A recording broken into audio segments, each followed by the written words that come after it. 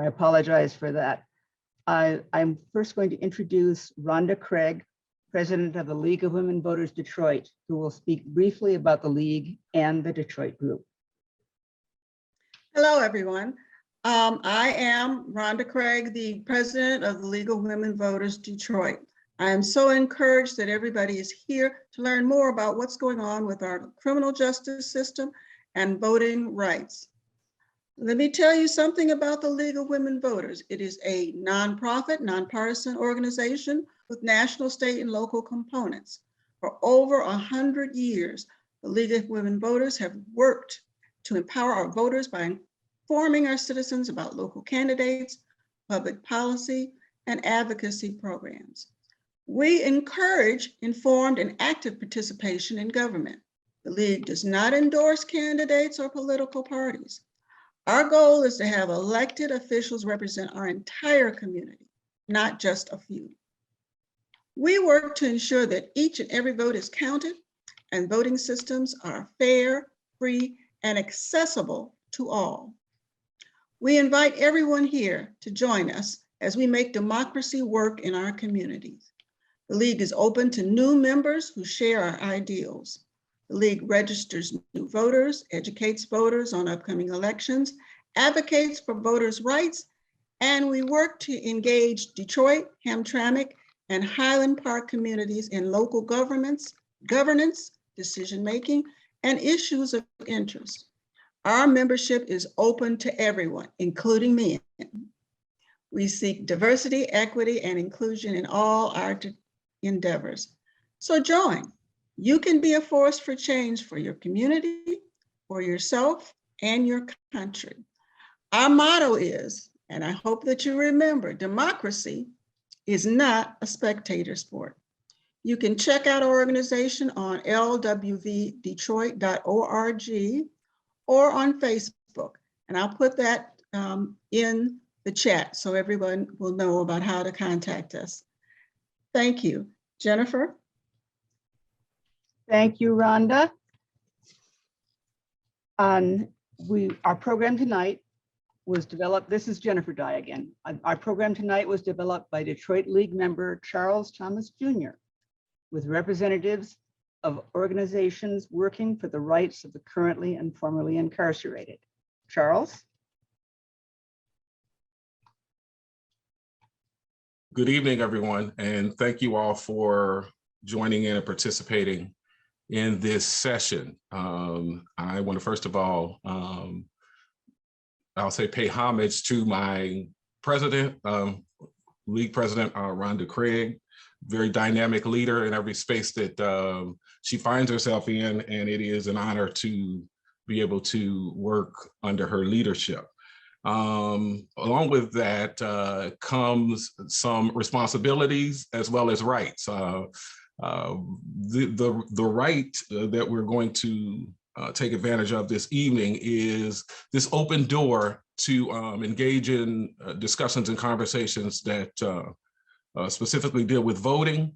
And so I was allowed to have this space to bring in another organization that I partner with, which is Voting Access for All Coalition. I was actually introduced to VAC for short through my president, Rhonda, where when I was working on redistricting with the League of Women Voters of Detroit, we had a very small crew, and I went to Rhonda and I asked, where can I get some help? Where can I get some help? And Rhonda said, I have this number and this name, Carrie Hatcher, give her a call and see if maybe that you all can do some work together. And I was introduced to VAC and introduced to another term that I wasn't really familiar with, which was a prison gerrymandering. And we'll talk about a little bit of that this evening too. But we have a very strong panel that's going to come before you for the sake of our discussion this evening.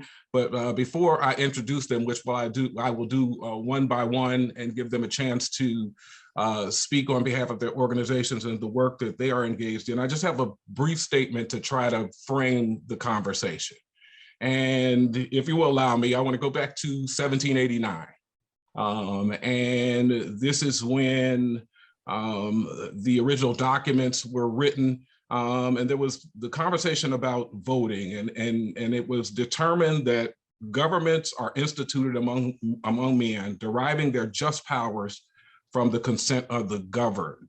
And so the power and how we would be governed as a nation was attached to the vote. And what was determined was at that time, and this is the exact language that they wrote, I believe it was James Madison, he said to allow the right to vote exclusively to property owners and the rights of persons may be oppressed. If we extend it equally to all, then the rights of property owners may be overruled by a majority without property. And so it was determined that only property owners, white male property owners, would be allowed to vote, and that was determined in the states.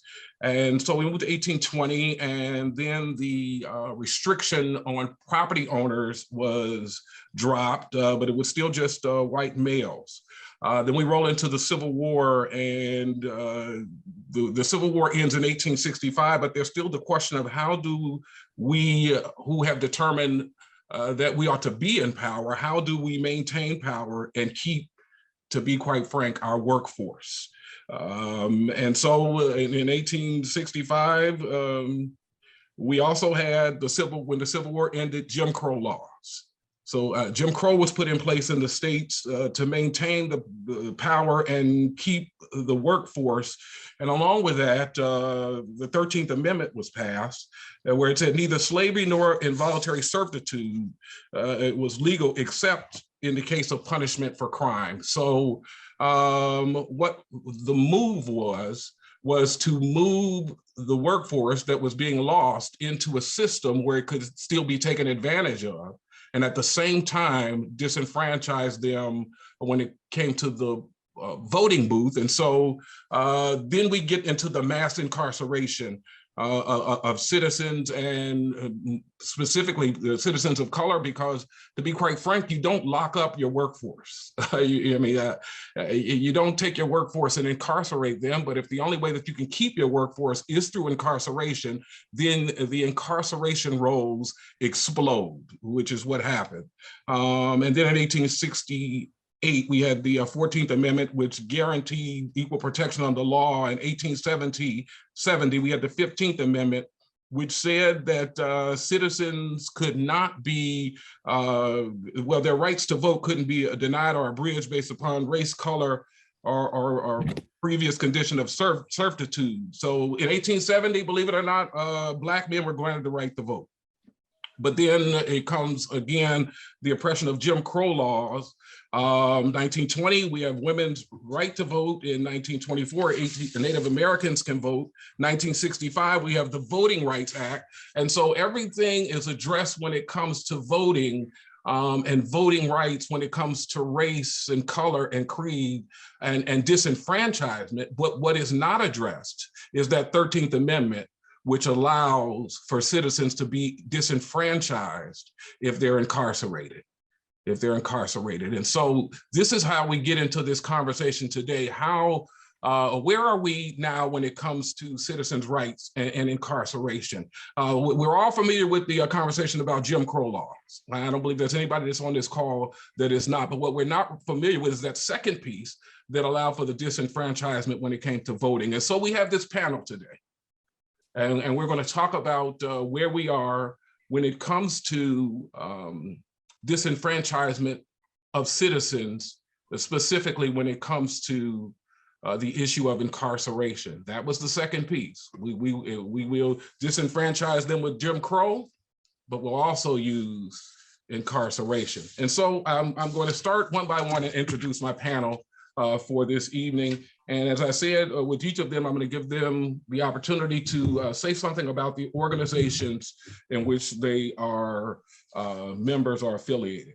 The first person that I want to introduce, and I have to follow my script, get them in order, is Danny Jones, or Daniel Jones. He's a member of Voting Access for All Coalition, and also MySemi, which, and I hope I get it right, which stands for Michigan collaborative to end mass incarceration. Did I get it right? All right, so Danny, go ahead if you want to introduce yourself and the work that your organization is involved in. And thank you for this, Charles, and thank you to the League of Women Voters for this space and creating this platform. Yes, my name is Daniel Jones. I am the chairperson for the Voting Access for All Coalition. I'm formerly incarcerated. I served 23 years of a juvenile life without parole sentence in the state of Michigan from the age of 16 to 39, was released on parole in 2019, made it off parole in 2021, and got with VAC in 2020 in support of just trying to raise awareness around voting rights in efforts to just encourage people to vote for the presidential election. And that's how VAC originated. We came together as just concerned citizens, just with interest of educating people around voting rights. Because of my lived experience, I knew that people held pre-trial in county jails and people held on parole or just with felony convictions, they had the constitutional right to vote. But these people were often not aware that they had the right to vote, which of course led to their voices being silenced. As a person who was formerly incarcerated, I definitely know what it feels like to feel silenced and to feel like my voice is not present, or I don't have a say in the things that's going on around me. So when I came home, I made it my duty to get involved with just civic engagement, educate the people that I knew that they had the right to vote. And like Charles spoke to earlier, I was introduced to a beautiful person by the name of Carrie Hatcher Kay, which just brought us together in these efforts.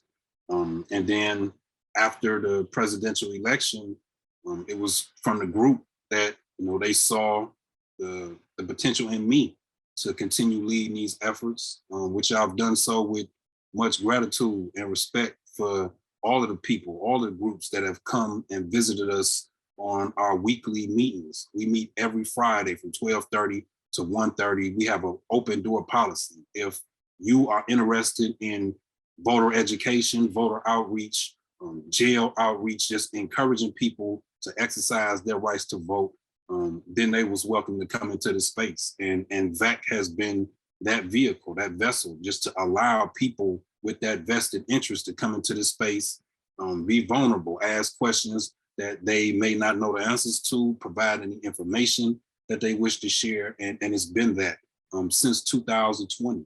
And VAC has definitely been just leading efforts around jail voting. We've come out with a report. VAC has teamed up with one of our partner organizations, Nation Outside, and we've drafted a blueprint to how the state of Michigan can implement voting rights for people held pre-trial in the county jails. We've also been leading efforts around prison gerrymandering. As Charles spoke to, we definitely have provided testimony during some of the Michigan Independent Citizens Redistricting Commission public hearings. We provided written testimony. We've put on trainings to educate people how to draw maps, how to submit them to the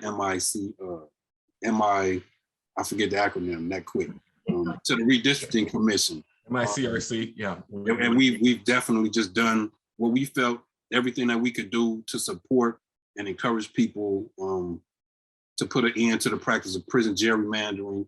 We definitely were able to connect with State Rep Sarah Anthony, who introduced legislation to end prison gerrymandering. We helped just try to get the word out, encourage people to support that. And yeah, we definitely have a long-term goal of trying to ensure voting rights for people held in prisons. Like you were just speaking to, Charles, that 13th Amendment is what really puts a huge obstacle in the way of people who have felony backgrounds. So yeah, that's definitely the work that VAC has been involved with since 2020 and will continue to be involved with until the state of Michigan rectifies the situation and puts in place processes for people held pre-trial in county jails to be able to vote, as well as affording people with felony backgrounds and or currently on parole the same opportunity to exercise their constitutional right to vote as well. And I thank you again, Charles, for this opportunity for us to just continue to raise awareness around these efforts. Thank you, Danny. And we are going to talk a lot, well, I don't want to say a lot more. We are going to talk more about the issues that you raised, but I'm going to move to our next person, Kathy Harris. Kathy is a member of Proactive Project out of Grand Rapids, and I believe she was part of the A. Philip Randolph Institute, and she is the co-chair for VAC. And one of the good things about VAC, it is a statewide organization, so we get to hear the voice all the way from Grand Rapids. Kathy? I love when I hear somebody mention Grand Rapids. It seems like we're always left out of everything. Thank you for having me, Charles. Thank you for inviting me to the space as well. League of Women Voters, thank you for having all of us here to be able to share our information with you across the state. My name is Kathy Harris, and I'm the president of our Grand Rapids chapter, A. Philip Randolph Institute. It's a labor organization, as well as Proactive. Proactive is our acronym for people reaching out, actively coming together, increasing voter empowerment. And our goal, when we started back in 2000, was to get out and reach out to as many in the community to educate them and get them to the polls to vote. I found back then that there were so many people that didn't want to affiliate themselves with either party. So I created this nonpartisan organization. We're a grassroots organization, and we have helped so many people get registered, get educated, and get to the polls to vote. And over the period of time, we found that there was more to just getting them to the polls. Now we have to watch and protect them and make sure that the elections are pure. And yes, in Grand Rapids, we have the same problems that they have in other cities and states. You know, people think Grand Rapids is a good town, it's a good thing, but we have our issues. And I didn't realize that we had as many problems. The voter suppression was going on in Grand Rapids. So Proactive had to step up, and we had to meet with our leaders and let them know that we realize it's a problem. We have to do better because that voter suppression was going on here and we were just ignoring it. It's a problem. Here we are in 2022, facing the same issues that Charles mentioned back in earlier days when they couldn't vote, didn't have the right to vote. And here we are still fighting those same issues. So Proactive has been out there along with our A. Philip Randolph chapters across the state and across the nation. It's a national organization. We are constantly fighting that mission that A. Philip Randolph stood up for and organizing those Black workers and protecting their rights and reaching out to making sure that they had the support that they needed as Black union workers. So now we're trying to reach out to our Black community and protecting those rights as well. So I won't stop. I'll stop there and I'll be glad to answer more questions, but I'm totally back is an organization that I'm so proud to be a part of. And as a few of you already mentioned how you connected with Carrie Hatcher Kay, and she brought me into this space as well. So thank you for Carrie for allowing me to even be a part of this organization. It's a great organization. We're doing great things. But it's one of those that 1 hour a week that we all look forward to being a part of because it's such an inspiration and being a part of that group and the work that we're all doing together. So thank you. I'll stop there and answer questions. Thank you. Thank you, Kathy. And we will have questions from the audience. I'm pretty sure we'll have time at the end, and I have a few questions that I'm going to ask. But before I introduce the next two people, this is going to be, I'm going to call them the Flintstones. We got Flint in the house as well. But everybody knows what's going on in Grand Rapids. And I want to say this before I move on. Grand Rapids is the second largest city in the state of Michigan. What we don't want to do, we don't want to forget Flint. We don't want to forget Detroit. We don't want to forget Pontiac.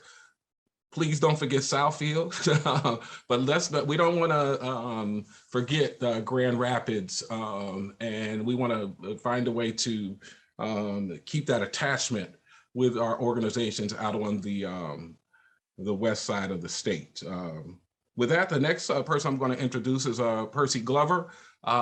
He asked that I introduce him just as a member of VAC, but I want to say before he comes on, I went to a fantastic event that he put on yesterday along with Black Voters Matter. And they're doing some great things up there in Flint. But with that, I'm going to let Percy speak for himself. Mr. Glover. Good evening, everyone. Thank you, Charles. Thank you, Women League of Voters.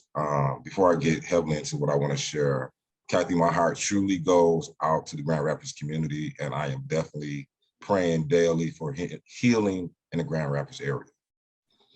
Thank you again, Charles. My name is Percy Glover. I am a very appreciative member of Voting Access for All Coalition, and I say appreciative because it is a very engaged, a very excitable, a very loving, happy energy every Friday.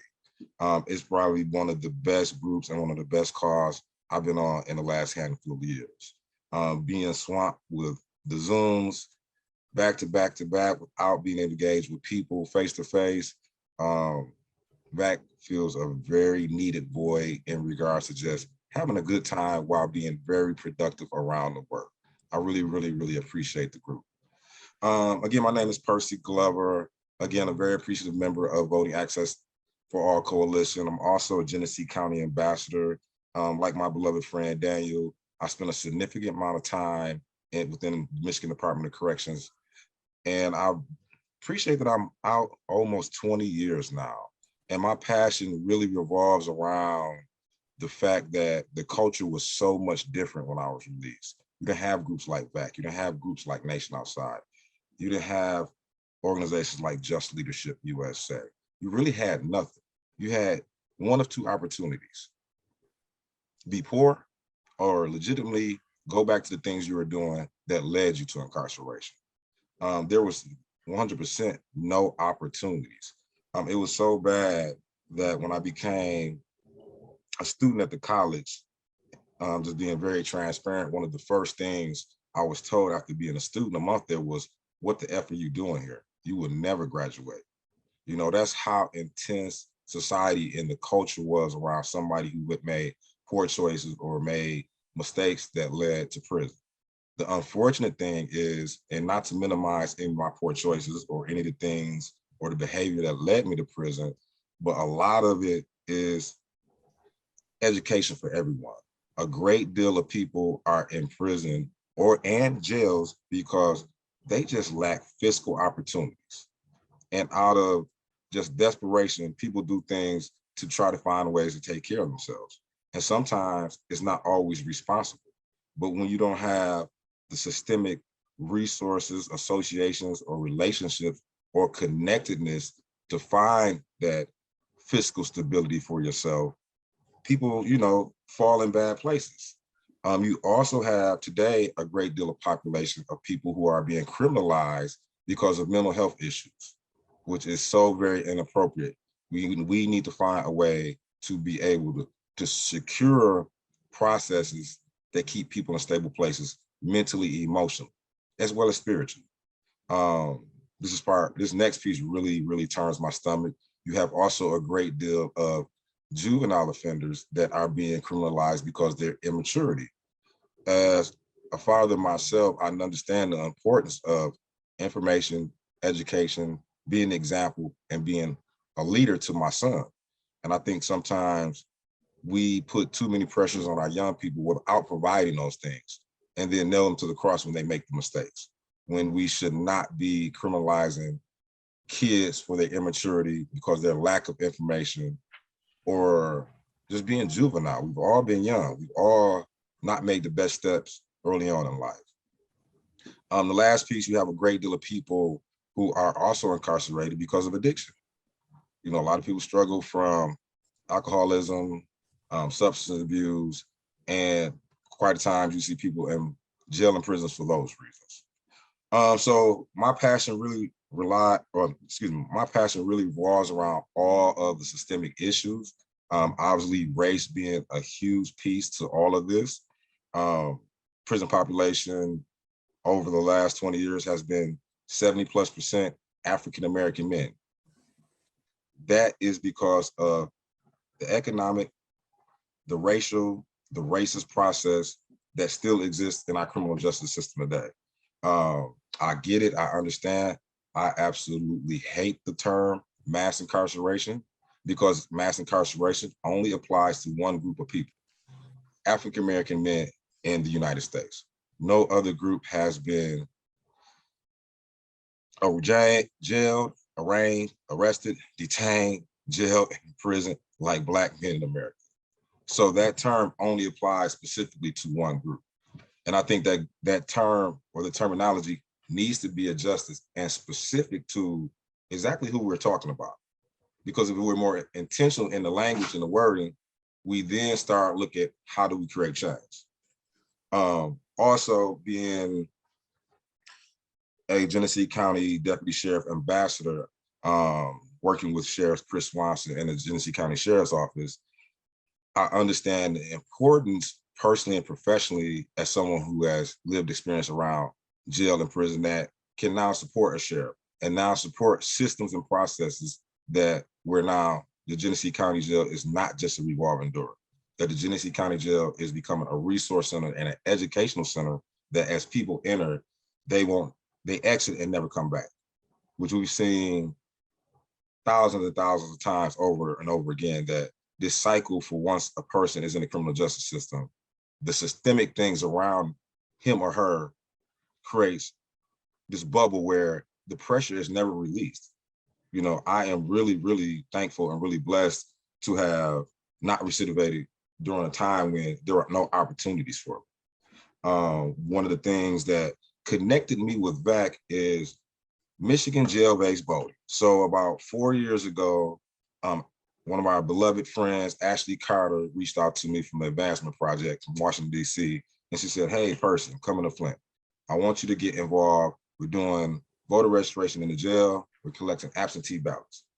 And at that time, I did not realize that sitting in jail for pretrial services, that a person could still cast their voice in a ballot, absentee ballot. I didn't understand that.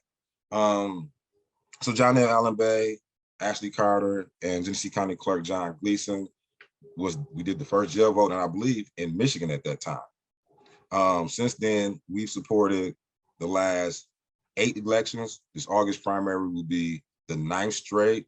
I always say I had my granny moment because we were just doing the work and I didn't understand the impact. And when I say granny moment, a few years back, we made Good Morning America because the work wasn't happening anywhere in the country.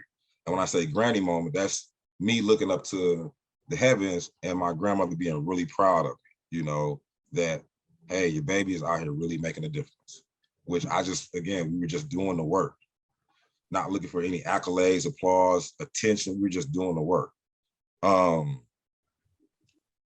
So again, just want to also say that, you know, when you look at jail-based voting, there is a lot of stereotypes, stigmas, and things that people push that aren't true. A lot of people think that a person sitting in jail, jail-based voting is 100% a Democratic vote. No, not the case. People have their attachments, associations with parties, and they don't let go of them because they're in the community or because they're resting in the jail or resting in the prison. People also have the big misconception that if a person is in jail, they will vote just out of boredom. Now, jail is much different than a prison. Jail is more idle time where you're literally just sitting on your hands. Prisons, there are so many different activities, education program, workshops, access to libraries, both law and general, a ton of different things to keep you busy and active. Jail, most times there's no books, magazines, you may have a Bible, there's no radio, most times there's no access to TV, so it's real idle time. But ironically, people in jail are just as jaded as people in the community for the same struggles and reasons that people in the community aren't motivated to vote. It's the same things for people in jail. So I want to tie it into something that I learned that was very interesting to me. So right before the pandemic, Janelle and I, we were doing regular voter registration drives at Flint Probation and Parole.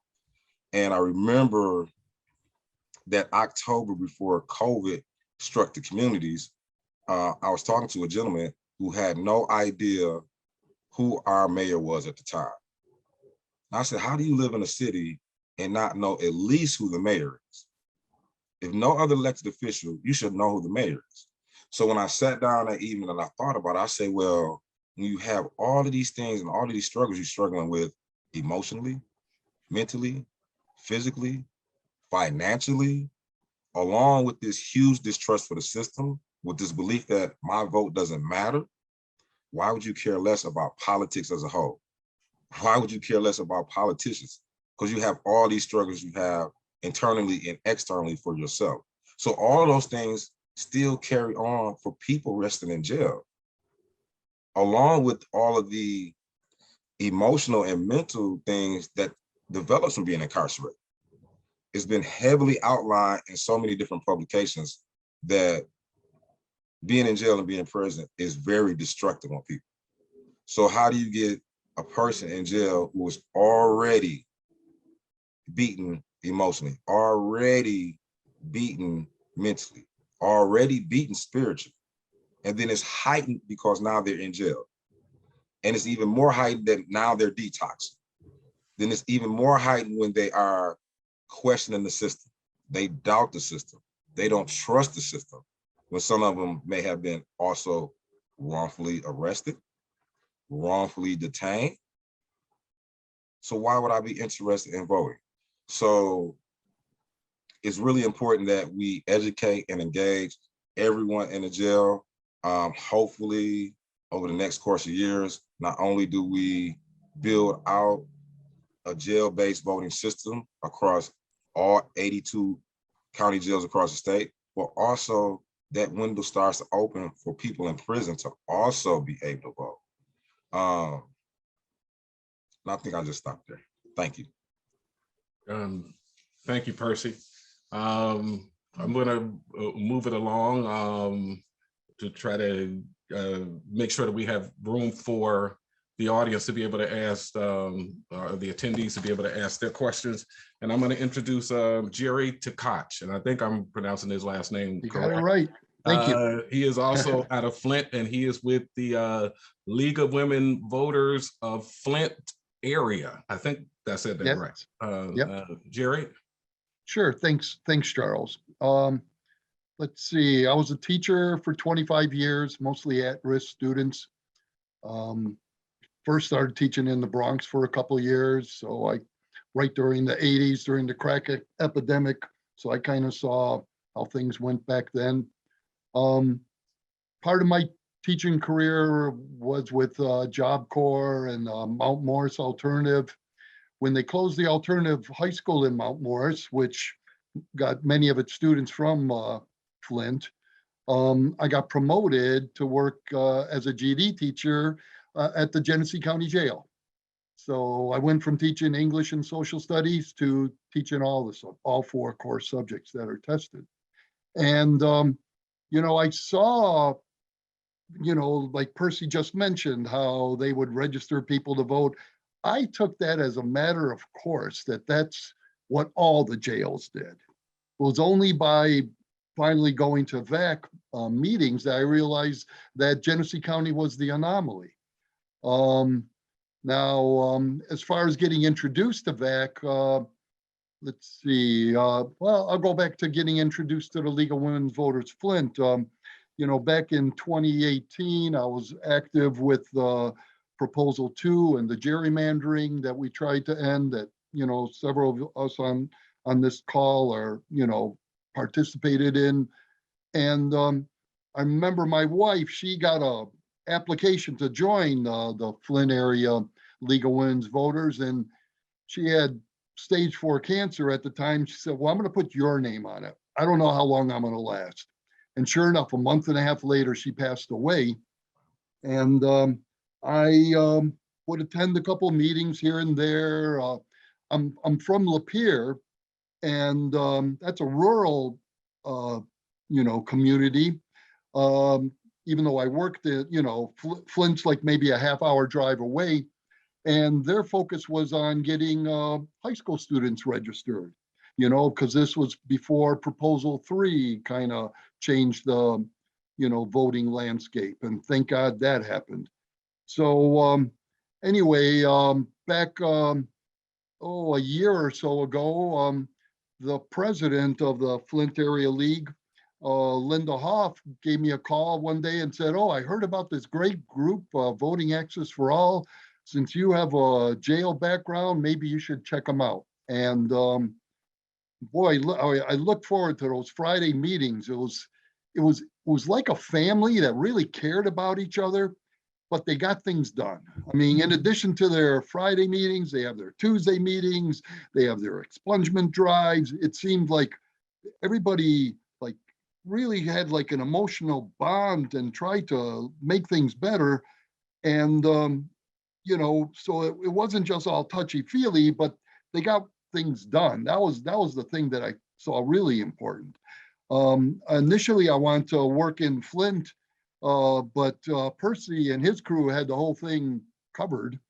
So this year, with the help of Amani, who's going to be the next speaker, and vote by mail in jail, I'm getting the Lapeer County Jail, trying to get those inmates registered. And part of the problem that I'm seeing is that every facility has its own different rules. Like Flint has 600 people max. It would usually have like 625 people, inmates in there, whereas Lapeer has 125. When you go to Flint, since Sheriff Swanson had like really wanted to work with the people, he would allow people to kind of help the inmates, have people assist them with that, whereas Lapeer won't let you do that. And some of the other communities, you send your absentee ballot request to the county clerk, and in the packets that we give to the jails, we have all 83 county clerks listed. But in Lapeer, it isn't the county clerk that handles it, it's the township clerk or the city clerk or the village clerk. So we would add those lists in addition to the people, and that just adds another layer. And it isn't like, the county clerk here, Lapeer is like totally a Republican county, but she was totally in favor of voting by mail, everywhere. I mean, she mentioned how some people are just afraid of going in crowds, especially after the COVID pandemic. Why would someone want to? She was so grateful for being able to vote by mail. And when I met with the jail administrator recently, he seemed open to the fact too of, having, the people who were there have access to voting, but they just didn't know about how to do it. So you have to have somebody kind of walk them through the process and give them the actual forms and say it's okay to photocopy this if you want, if you run out of copies. And, so it's just a lot of trepidation that it's unnecessary. So instead of making this where it's based on the largesse of the county clerk or the sheriff who's in the, runs the jail, this should be mandated legislatively. This should be something that's just like we provide the healthcare, they provided bottled water to the people in Flint. They should be providing absentee ballots to everyone who requests them. And, people mentioned how, there's an educational handicap with many of the residents in the jail, in that, from my experience, it's the majority of people had below a 6th grade reading level.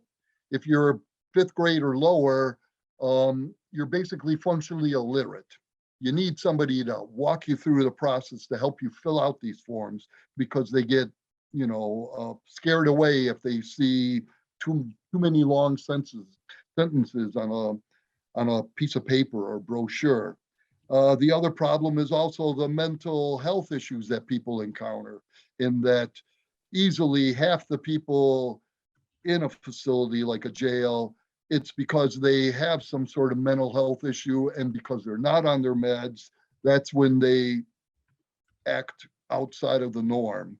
And the problem is, those are, to me, that's where society fails, is the people who are incarcerated. They're the ones who kind of exemplify society's failures, and we need to have them be first in line as far as voting goes, because they know the issues that, we all encounter. The people who have a nice job and you know, a beautiful home and everything, well, they don't worry about things. But if you have to hustle 2 or 3 jobs and you get laid off, and, you know, sometimes you fall through the cracks, and that's who we really need to make sure that those individuals have their rights afforded to them. Thanks, Charles. Thank you, Jerry. With that, I'm going to bring on and introduce our last panelist. Her name is Amani Sawari. She is the leader, as far as I know, of Spread the Vote in Michigan, and the director of Justice Services. And she is also a member of VAC as well. I won't call her the young Angela Davis on the recording, but Amani. Thank you so much, Charles. Thank you to the League of Women Voters and the Detroit Public Library for creating space for this conversation. Like Charles says, I am the chapter leader of Spread the Vote, which is based in LA, California. And then I also oversee their Justice Services Department, which includes their Vote by Mail in Jail program. And I connected with VAC in Michigan simply to help expand this program across the state. So you've heard other panelists talk about how Vote by Mail in Jail has been incorporated in different counties. And prior to this work, there were only a couple counties that were consistently doing this across Michigan, and that's Washtenaw and Genesee.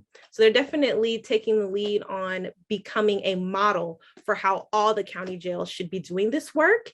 And like Jerry said, we need legislation in place. So having these conversations during these moments is really critical for capturing what an ideal world could look like for incarcerated people being as civically engaged as possible. So I will cut it off there. Thank you, guys.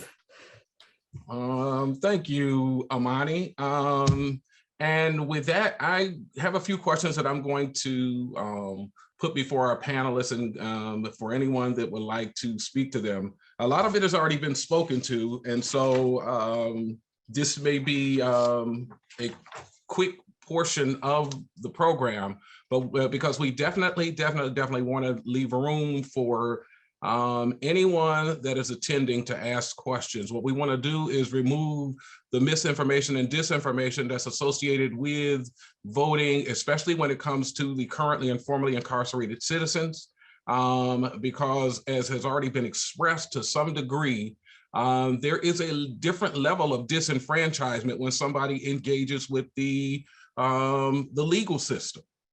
There's this problem with gaining access to people's minds and giving them the information and giving them the tools in order that they can execute their right. There's a lot of work and a lot of work that's being involved just trying to get into these different jails. But let me start with the first question, and then most of you have already answered it. First question is, each of your organizations has joined the Voting Access for All Coalition. Why did you feel like it was important to be a part of the voting space? Anybody want to go first? Danny? Yeah, definitely. So the organization that I'm involved with also is the Michigan Collaborative to End Mass Incarceration. And for me, of course, like just being involved with an organization that is statewide and is involved with a lot of the issues, like justice reform issues around bail reform or like ending life and long sentences. It's like a lot of these issues, they have legislation that's attached to it, right?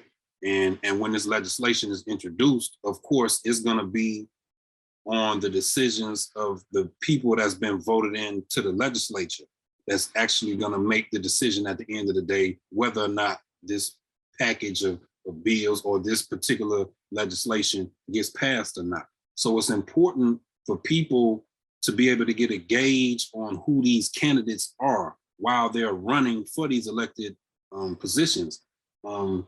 And with the Michigan Collaborative to End Mass Incarceration, one thing that they've done is they've created a toolkit that will allow like community organizations to host, say, a candidate forum, right? Where an invitation will be sent out to the candidates running for these elected positions. And the form will be created in order to just allow the community to pose questions to them, get an understanding of what their interests are, what their positions are on certain issues. And that's just in order for voters to be able to have a thorough understanding of who it is that they're going to be voting for. And so I definitely want to use this opportunity to invite everybody on this call right now. You can join VAC Friday, June 17th at 12:30 to 1:30. We will be going over this toolkit. There will be a training that will be hosted by VAC and the Michigan Collaborative to End Mass Incarceration.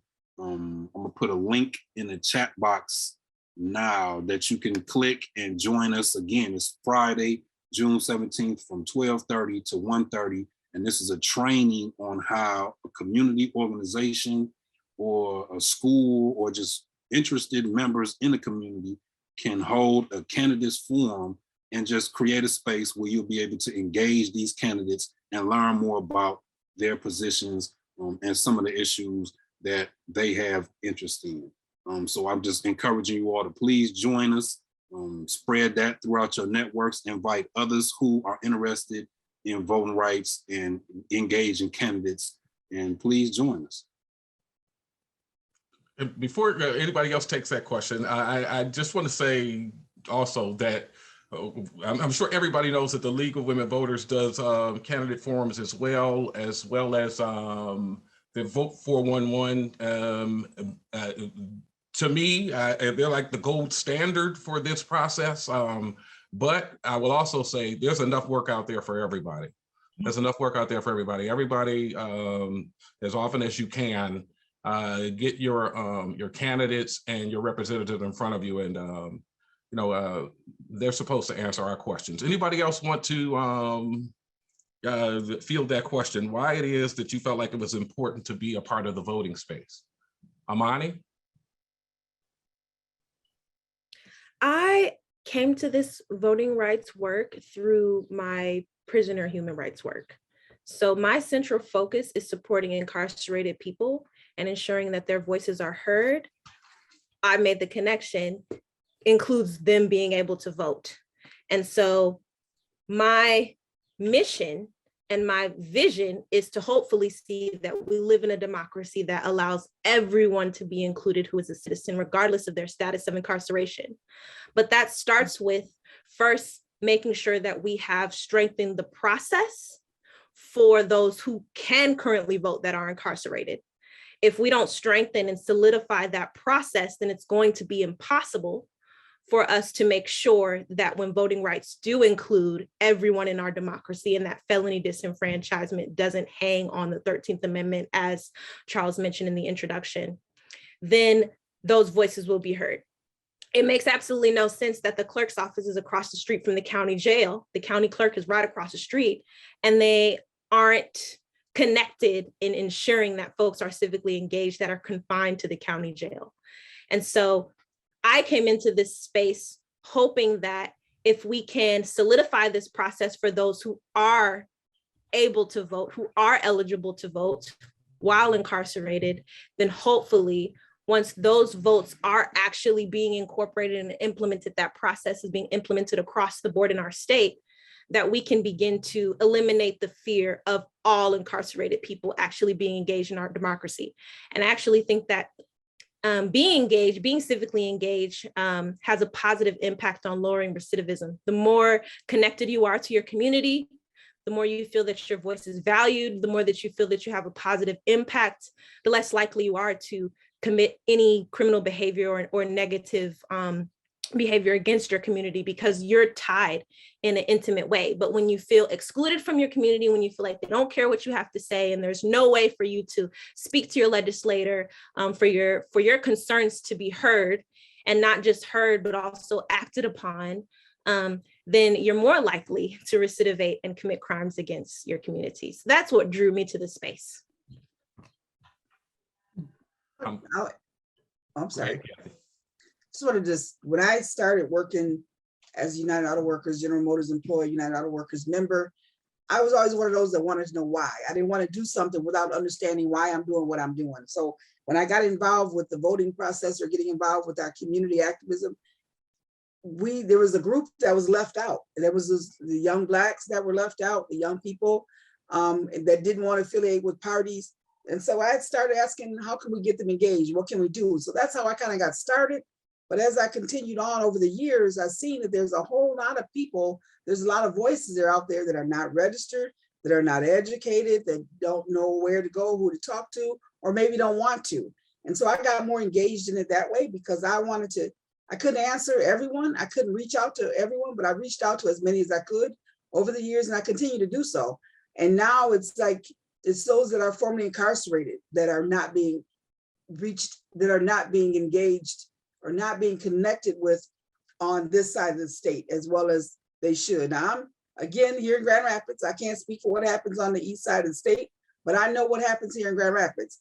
And because Grand Rapids is not that predominantly African-American community, our numbers are like 11% of the state, we are still left out of a whole lot of things.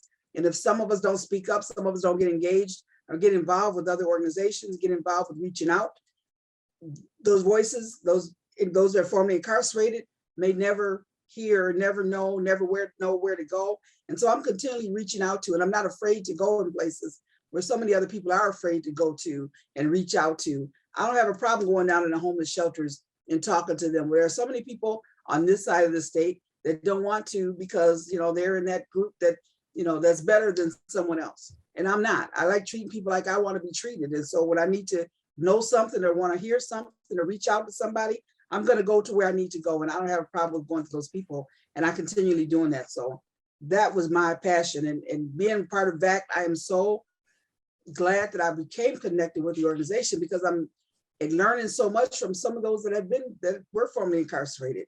And here, and I am just so proud of them. I guess maybe that's not a good word, but just to know that they've been through these struggles and look at where they are now and how they're reaching back and helping others, you know, and that's just, that means a lot to me. And it just gives me encouragement to continue doing what I'm doing and know that there's more people out there that I can reach out to. Thank you, Kathy. And I'm gonna go ahead and ask the second question, and anybody, you could put your answers to both of these together if somebody else wants to speak to why they got into the voting space. But the second question is, I want for you all to tell us some of the specific work that your organizations are engaged in when it comes to the voting and legislative space. Jerry, I saw you unmuted. Sure. Yeah. Let's see. I'll go back to the reason that, you know, you're part of VAC, and that's kind of a religious point of view. I mean, Matthew 23, I was, you know, naked and you didn't clothe me, and, you know, I was in jail and you didn't visit me. And I think the New Revised says I was in, you know, jail and you didn't provide me absentee ballot. You know, I mean, that just seems like common sense to me. This seems like low-hanging fruit. This seems so obvious that we should get this off the table right away to move on to the next things. And as the ad council leader of my local Columbiaville United Methodist Church, I mean, the state Methodists just had their conference recently, and they're adopted, they endorsed the Good Time Makes Good Sense petition. You know, I mean, because I've been advocating that, and that's what we need to do is, you know, this system of mass incarceration, if we could, you know, lower people's prison time, well, then they'll be able to get to vote sooner. Likewise, there's only 3 states in this entire country, I think Maine, Washington, maybe Vermont, that allow prisoners to vote while they're in prison, and only 4 others are looking at that.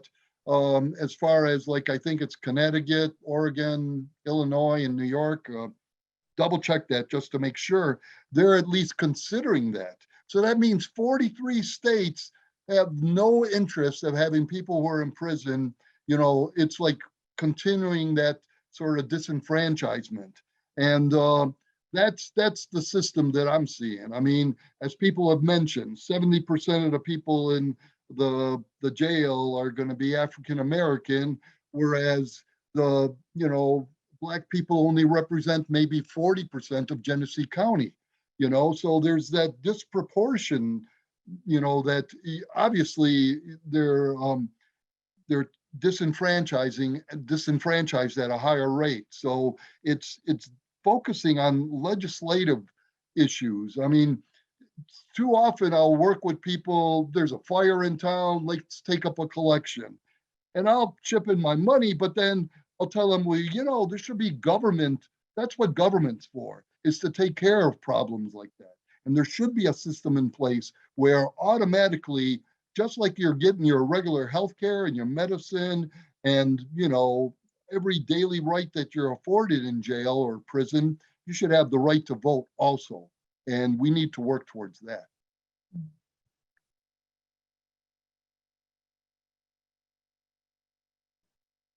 Charles. Don't even ask me why I muted myself. I don't have a good answer, but I want to throw in there as part of the conversation that so much of this, it involves money and power. And that's why I kind of did the introduction to try to frame the conversation. When you talk about things like prison gerrymandering, when you talk about, there's I think 7 bills that are currently, they're trying to get to the floor on bail reform. Cash bail reform 5436 through 5443. And so it's still money because some people, the only reason why they are incarcerated is because they can't come up with the money for bail. And it just spirals out of control and poverty becomes the crime. And so legislation, as Danny was speaking to earlier, legislation goes back to legislators, which goes back to voting. Anybody else want to talk about some of the specific works your organizations are involved in when it comes to voting or legislation? So at Spread the Vote, we do voter registration, help folks with getting IDs, specifically as a part of our Vote by Mail in Jail program. Our goal is to create, if not an in-person program, at least a remote process for jailed voters to not only register while incarcerated, but to also receive their absentee ballot to their place of incarceration, so that they can fully participate in voting. We provide the stamps, envelopes, the forms that they need. We create voter guides specifically for folks who are impacted by incarceration that include places where they can learn about their candidates on the radio rather than like where to search online because they don't have access to internet. And so we craft our guides specifically for marginalized communities to be able to use them to not only equip themselves and learn more about what's on their ballot, but also how to follow up on their ballot if they happen to be released from incarceration in the mid-area of having applied or registered to vote and applied for the absentee ballot. And so we try to make that process as seamless as possible for the incarcerated individuals, but mainly for the staff to be able to facilitate it. We want it to be a light lift for them. So we create all the packets of materials. We do this not only in Michigan, but in 8 other states as well. So if folks are interested in seeing those materials, I did drop votebymailinjail.org in the chat. And then I also have a newsletter called the Right to Vote Report that goes out to incarcerated people in 33 states now. And it covers pieces of legislation that impact them. That would be relevant to whether it's reducing sentencing or making phone calls free or having access to private communication with your legal representation. These are all bills that incarcerated people need to be aware of so that they can advocate for or against or on behalf of to their legislators. Even if they can't vote, they can at least as a constituent write their legislator, voice their concerns, and know that their legislator is taking those in and considering those when making decisions about incoming legislation. So that's the work that I am involved in. Anybody else want to go ahead, Danny? Yeah, just to speak to some of the efforts of my semi. Of course, we have efforts in place to end the practice of sentencing people to life without the possibility of parole. I myself being one of those people who were subjected to a life sentence, I definitely see the need to do away with this. It doesn't take a person to go to prison and die there in order for them to be rehabilitated. So yeah, a person can make changes to their life and come home. And so we have a petition that has been going around. I definitely encourage everybody here to sign on to it. Also, our work is aimed at ending the practice of sentencing people under the age of 18 to life without the possibility of parole. I too was a person who was subjected to a life sentence as a juvenile. So we also have a petition floating around for this as well. And again, these are just ways in which people can raise their voice and sign on to a petition and express their support of ending practices that just throw people away. Thank you again for that, Charles. Thank you, Danny. Percy? And let me ask this, Percy, and I'm not sure if you know about it or whatever, but I know that there's a petition that's going around that deals with housing. I'm not sure if you're familiar with it or anybody else is, but Percy, go ahead. I didn't mean to throw you off. It's okay. Thank you, Charles. And thank you again to the group and to all the participation.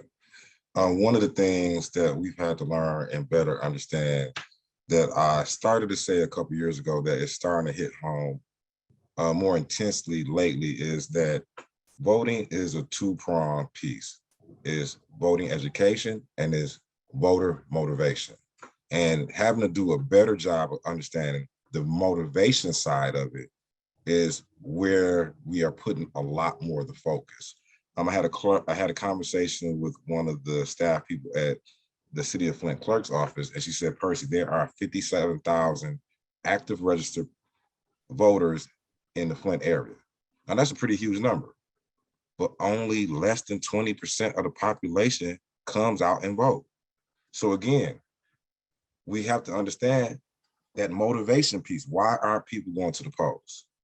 We can get them registered, but we can't get them to the polls. So again, a lot of it is economic, a lot of it is doubt, a lot of it is fear, a lot of it is my vote doesn't matter, a lot of it is racially driven, and then a lot of it is also people don't know the people that are on the ballots. There is not enough familiarity with the candidates campaigning with the community. And a lot of people just are so hesitant and so reluctant. And if they do go to the ballot and they do submit something poll-wise, they're kind of just voting like this because they don't know the people.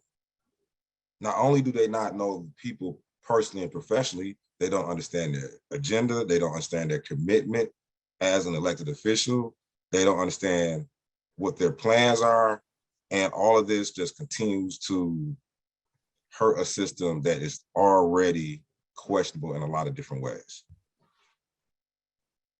And let me say on that subject, Percy, again, I bring up Vote 411 because I view it as being the gold standard for candidate positions.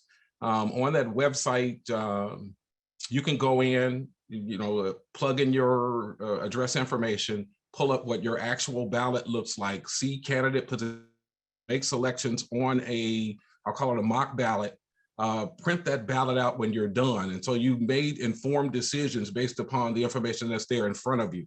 So when that question comes up, I always direct people to League of Women Voters, Vote 411, because it is extremely dynamic when it comes to the engagement between the voter and the candidates, because the league sends it out to them. It's up to them to respond.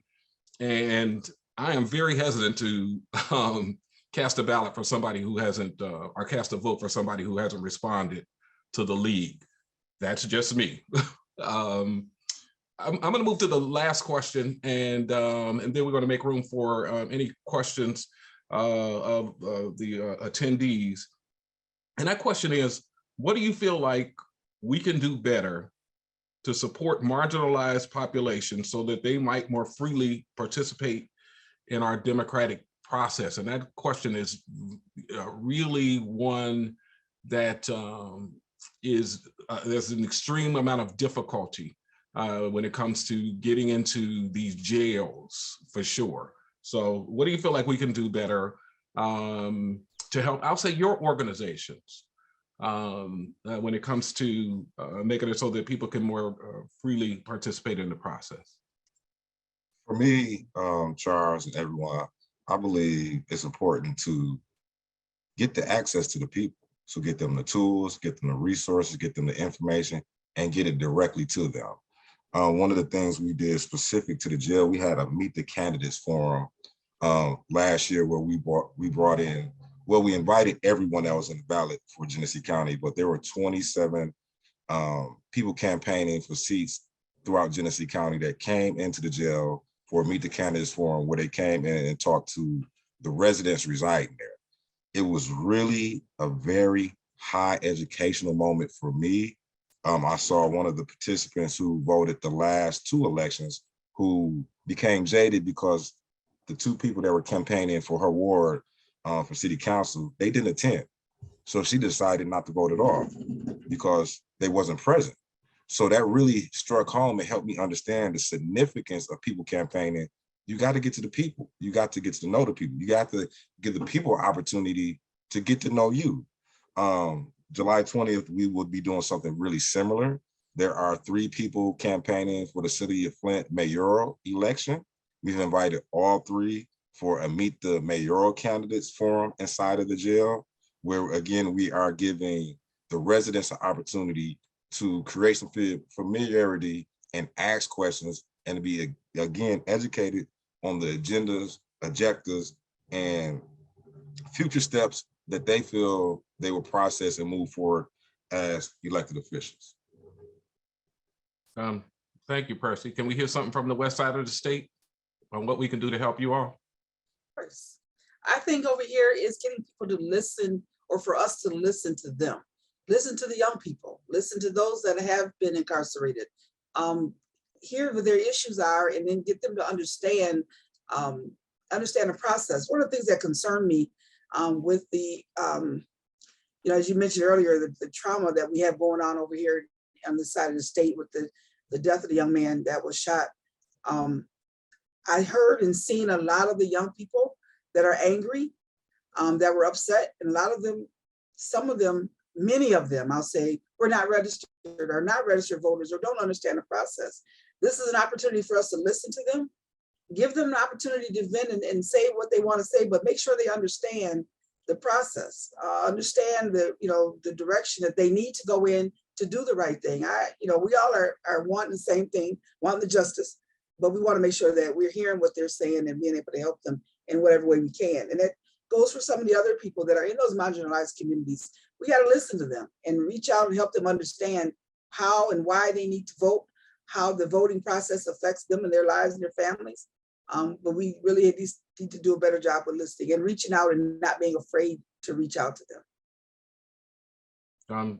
Thank you, Kathy. And I'm going to say too, that justice is on the ballot most of the time. When you talk about your prosecutors and your judges, it's on the ballot. And I'm sure that my league president, if I gave her the stage, she could speak on that for quite a while, being a retired barrister, lawyer, esquire, all of those things, all of the above.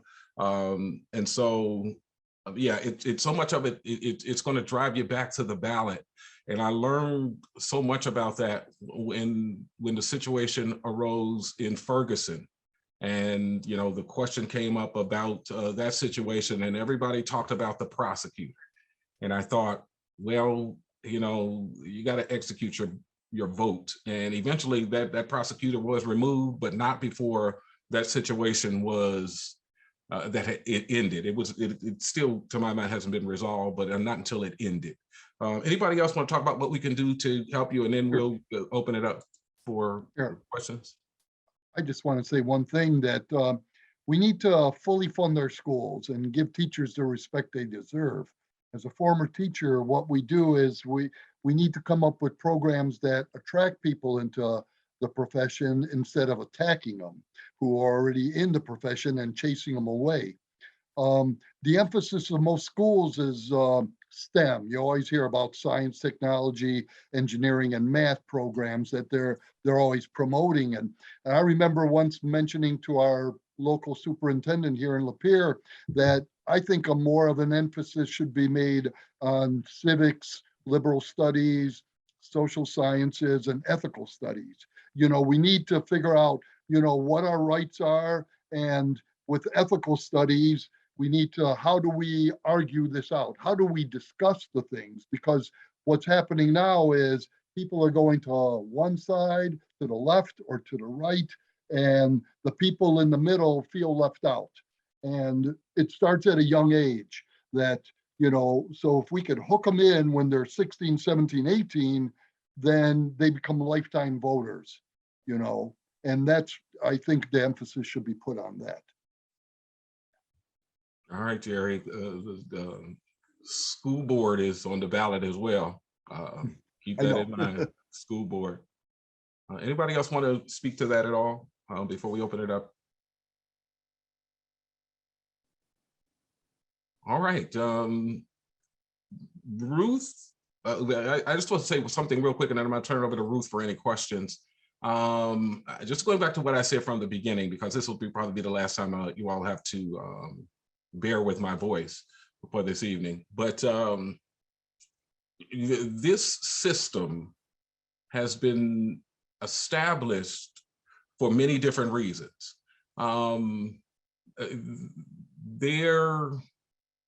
When slavery was ended, again, there was mass incarceration that began, and African-American males mostly were being arrested for things like being homeless. And then they created what was known as the criminal leasing system, where the states were leasing out human beings. They were no longer property, so this is the way to keep the system going. And so you had states that were leasing out human beings to go back and work the very plantations that they had just been freed from. This is where you get your chain gang from the criminal leasing program. And it was even better for the slave owners because now they weren't responsible for the health of the property. It was all on the state to present a product that the folks with wealth and in need of labor were willing to pay for. So we have to understand, you know, that what the system is, what it was created for, and what it continues to be, because there are so many corporations that still depend on prison labor. And when it comes to gerrymandering, the money that's involved with that, that all stems back to the original conversation about who should hold power, and power that's attached to wealth. And again, when you get into conversation about gerrymandering and prison gerrymandering and counting people outside of the actual jurisdictions and city states locations that they live in, it's all for money and power. More seats when it comes to, you know, the state and congressional seats, and more money when it comes to funding. And so I just want to throw that in there for the sake of thought. And I'm going to, at this point, turn it over into the hands of Ruth, and I've stolen most of your time, Ruth. Do the best you can. That's okay. Our first question is about the Wayne County jails and what support there is for voting in those jails here locally. The previous sheriff indicated that he would make sure people could vote, but they're curious on how that's going now. So the Wayne County Jail is one of our active partnerships with in-person representation at the Wayne County Jail for vote by mail-in jail. And so we have a representative, his name is Daryl Woods. He goes in at least once a month And he's been going in, he's went in all through last year, and he goes in at least once a month beginning this January to not only distribute registration forms, but also to let folks know how they can participate, how they can request a voter guide, and how they can be involved. And so we have volunteers that go into the Wayne County Jail once a month to do that voter education and motivation work. Thanks. And Amani, maybe you can also clarify and remind us who exactly can vote in jail, or at what point can you vote when you leave jail? Yes, so in the state of Michigan, Michigan is an easier state when it comes to felony disenfranchisement, because if you are not currently serving a sentence for which you've been convicted, then you are eligible to vote. So if you are in jail pre-trial, then you're eligible to vote. If you're in the middle of your trial, but you're pre-conviction, then you're eligible to vote. If you just got out yesterday, you're eligible to vote.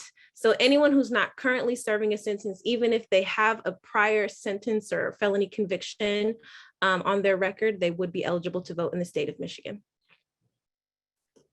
Great, thank you. The next question is for Percy or maybe Danny. What are the effects of incarceration on an ability to build wealth? So there's the prison gerrymandering and the tax allocation, but how does that affect a community just because of the missing individuals that are there and that aren't participating or not connecting to those communities, and then not voting maybe when they get out? Okay, so I went to prison in 1996, right? And I'm originally from Wayne County. And I served 23 years in the Michigan Department of Corrections. And the census is done every 10 years. So that's 2 census counts that I missed, just me as one person. But say, I believe the statistics are, say, 3,000 people are incarcerated from Wayne County per year, right? And just say decades go by where people are not being counted at Wayne County any longer, but they're being counted at the county in which the prison they're housed at is located. So for 20 plus years, I was a resident being counted in Ionia County. And that county received a conflated population count because of its prison population. They received more funding, more benefits, more opportunities. While again, 20 years had just went past in Wayne County and that population has decreased.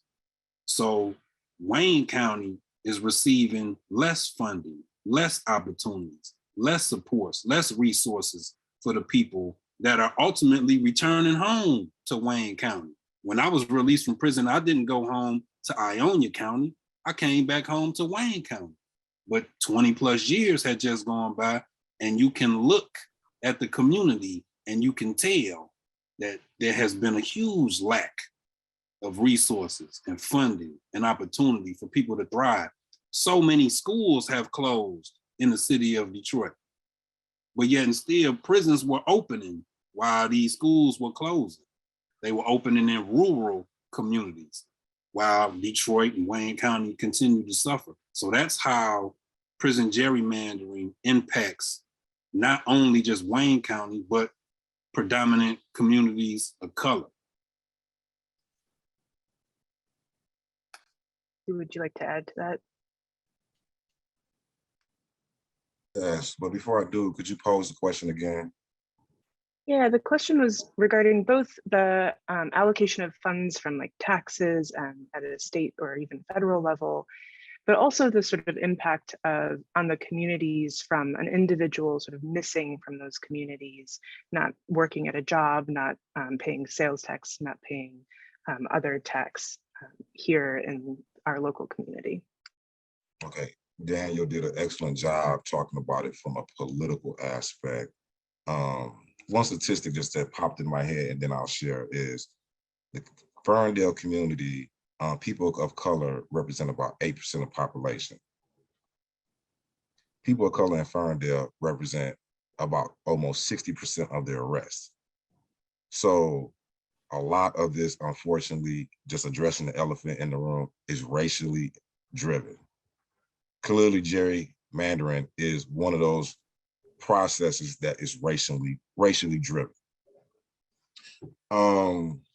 One thing that we've done the last couple of years is we've done a toy drive in the Genesee County Jail. When I say we, primarily the Genesee County ambassadors with the support of Sheriff Swanson and his department. We've done a toy drive specific to the children 1 year of age to 12 years of age who has a mom and or dad resting in the Genesee County Jail.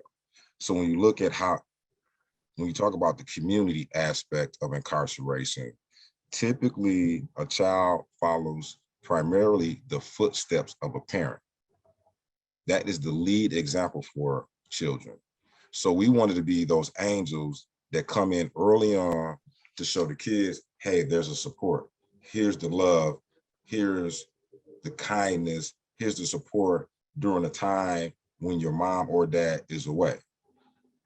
That does one big thing, or that creates one piece to one big thing for us, is that curbing generational incarceration. One of the things that people don't see that is very impactful, not only from an example and a leadership standpoint from a parent, but generational incarceration and generational poverty goes hand in hand. One doesn't really exist without the other. So when you talk about all of the community related issues and you talk about marginalized population, you talk about populations of color that still struggle with the lack of affluence, lack of fiscal opportunity, lack of financial resources. You have to address both the generational incarceration and generational poverty, because from a community standpoint, those things just over the years have only snowballed and heightened. So that is just one example, along with how the family structure has been hit immensely. If you have a population of people, talking about African Americans, who make up roughly about 12 to 13% of the population in the country, then you have a population of African American men over the last 20 so years have made up 70+% of the adult prison population. You have to understand and look at how that has hit and how that has hurt African American families from a family structural standpoint. Now, not to be comical at all, but I heard a guy, I was on a podcast, and one of the speakers, I heard him say that something I thought was kind of funny. He said that this generation of young people are the grandchildren of the crackheads from the 80s. So I snickered at first, but then when I thought about it, and you look at communities of color that struggle with the crack epidemic or the crack era, when you have a grandmother who is the matriarch that typically provides that wisdom, who is now struggling with addiction, that doesn't provide that guardianship, doesn't provide that blanket or that embrace from a matriarch standpoint. And then when you have the grandfather who is in prison, look at how all of the things impacted Black families. So when you look at a community standpoint, there are so many aspects of this that we could talk about forever and forever and forever, which having a conversation is a great start, but having lengthier conversations about solutions are the perfect results. Thank you. Yeah, that's it for the questions from the chat. I don't know if there's someone in the audience who would like to ask a direct question. I will say that the 7:30 end time is what we're aiming toward, but I don't have to leave the building till 8. So we can stay longer if people want to. Does anyone, if you go down to more at the bottom of the screen, I believe you have, oh no, you go to reactions at the bottom of the screen. You can raise your hand, and I have one hand raised. Let's see who that is. Mary Jo, would you like to ask your question? Yeah, I just wondered if one of the panelists could talk about the program that all the prisons have to help returning citizens get acclimated and get registered. I think they get their license and that kind of stuff. Because I don't know if everyone, it's not kind of a new program. Thank you. Yeah, I guess it's so new of a program that's new to me. I haven't heard of a program that does that for people in prison, at all prisons. There is no such program. There was a program that launched in October of, I think it was the year before last, that would allow people who are coming home from incarceration to get to take the driving test, the written test, and take their ID picture and be able to come out and have their driver's license. When these types of programs come out, it's usually piloted in one facility, and then it's broadcasted as if this is a new thing being implemented across the board. And this is what we found. We saw that there were certain facilities that were doing this, that were offering these programs, but the vast majority of people coming home from prison did not have an ID, did not have a birth certificate to apply for an ID, did not have their social security card. All they had was a parole release letter. And then nonprofit organizations like Spread the Vote have to spend money on buying these birth certificates, which Michigan has the highest priced birth certificates in the country, in order to fill the gap that is created by governing officials who implement these programs, actually pilot these types of programs in one place. The only program that's in every prison across the board is the GED program. That's it. Now we might see things like woodwork or, like I said, ID pilot programs or whatever it is, but those are in select facilities.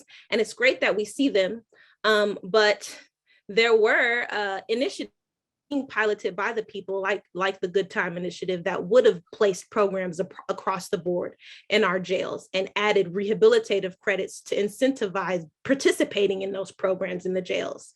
But unfortunately, the signatures weren't collected to be able to add that to the ballot this year. So that's all I know about programming across the prisons. Does anyone else have a question?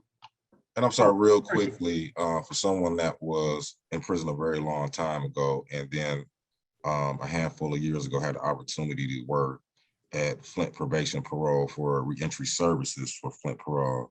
I know I can say that things have changed greatly from when I was in prison to not a lot happening from a rehabilitative education standpoint, to where now there's some really cool things like Amani said that are happening in a couple or maybe a few select prisons across the state, but it's not broad-based and not consistent among every prison. And I think that's probably the issue that is still hurting the system together, that there's not enough happening at every single facility, and there's only things happening at a few facilities.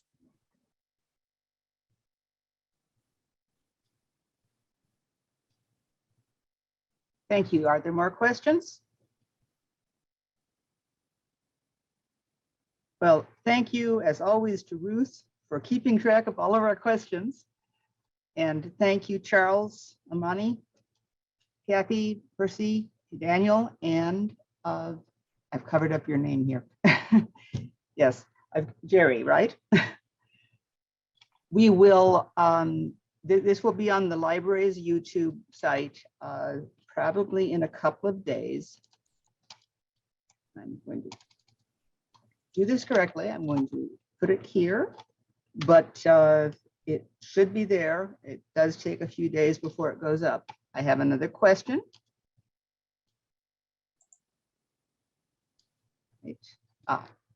Cheryl. I'm sorry, I always have questions, I guess, but one of the things that we're considering doing with the Library League Forum Group for July, but we're not sure we can do that. But we thought about having not a candidates night for the judges, I think the 3rd District Court, but And the league is going to be doing that anyway in collaboration with other groups, I believe, and Rhonda could speak to that.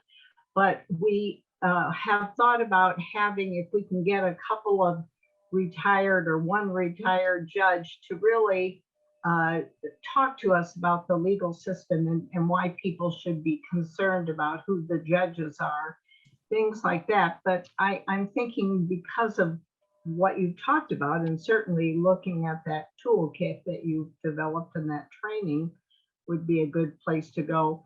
But if we do that, do you see that as, what would you see as something helpful coming out of that that could be beneficial for, at least for educating people on issues here? I mean, it couldn't be spent totally on the incarcerated population, but obviously they're a primary group we need to be looking at. So do you have a sense of whether that would be a worthwhile thing to do, or in what question we might, one or two might get them to talk about? And I'm sorry, Cheryl, you were asking, would it be good for you, example, to do this candidate forum, and you said not talk about like the incarcerated? No, I'm sorry. I'm not being very clear. We wouldn't do the league as with the library. We were thinking of not doing, the league is going to be doing a candidate forum, isn't it, Rhonda, on judges. I think that is one of the things, but we wanted to do something to educate people to just what the role of judges is and how that can affect people, and why people should care about who the judges are. So that's why I'm asking if you see it as valid to help the issues of the previously and currently incarcerated, that we do this. I mean, we'll try. We're not sure we can do it, and we'll know if we get somebody to help us to it. But if we can, is there a question or two that you think of right now that a judge needs to be able to answer to get your vote, so to speak? Well, yeah, one question that I would love to ask a judge is, do you feel it's appropriate to give life sentences to people under the age of 18? And if they say yes, then that's not somebody that I would want to vote for. Okay, thank you. Any others? I would have to say, for me, it would be understanding how fair a judge is in the process. You know, I just gave a statistic about how people of color in Ferndale make up 8% of the population, but make up 60% of the rest. So as a judicial official, they should play some role and some advocacy in obviously recognizing that people of color in the area are being unfairly arrested. Clearly that people of color are being targeted in that area, and that also not only creating a due fair process system for that person, but also creating a system where these type of things aren't continuing to go on and on and on, where police officers are clearly targeting certain groups in this particular area or certain type of people because of what they look like in this area. So I guess for me is understanding how the person campaigning for a judicial seat, how would they make themselves accountable and responsible for all people and address the obvious issues, and how adamant and how confident they will be in verbalizing and vocalizing about the issues, as well as creating change about the issues. Okay, thank you. Those are great questions. I mean, important ones. Thank you. I just Charles, think you have a that- question? Yeah, I know I promised to not bother you all again with my voice. Am I still there? Can you all hear me? We can hear you, Charles. I thought you were totally. I didn't ask if you want to hear me. Sorry, I clicked the button and took myself totally off the screen. But we have had conversations inside of VAC about creating questions to bring to the league. I talked to Susan. She already agreed that if we formulated these questions, they would be discussed amongst the league, the board members, as far as what they would like to introduce into the candidate forum space as well as the Vote 411 space.